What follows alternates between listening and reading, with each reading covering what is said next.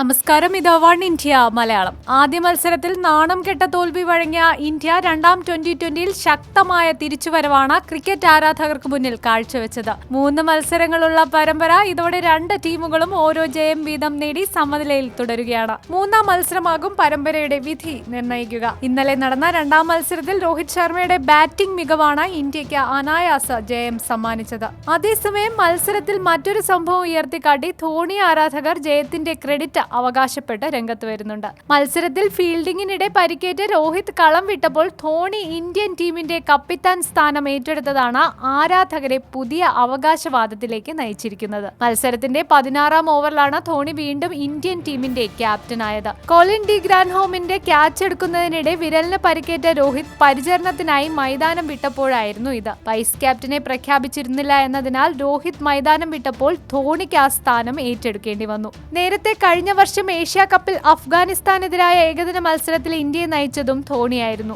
ധോണി ഇന്ത്യയെ നയിച്ച 200-ാം ഏകദിനം എന്ന പ്രത്യേകതയും ഇതിനുണ്ടായിരുന്നു. അതേസമയം മത്സരത്തിൽ ഇന്ത്യ ന്യൂസിലൻഡിനെ 7 വിക്കറ്റിന് തോൽപ്പിച്ചു. ന്യൂസിലൻഡ് ഉയർത്തിയ 159 റൺസ് വിജയലക്ഷ്യം ഇന്ത്യ 8 പന്ത് ബാക്കി നിൽക്കെ 3 വിക്കറ്റ് നഷ്ടത്തിൽ മറികടക്കുകയായിരുന്നു. ഞായറാഴ്ചയാണ് പരമ്പരയിലെ അവസാന മത്സരം. കൂടുതൽ സ്പോർട്സ് വാർത്തകൾക്കും വിശേഷങ്ങൾക്കും കാത്തിരിക്കുക വൺ ഇന്ത്യ മലയാളത്തിലൂടെ.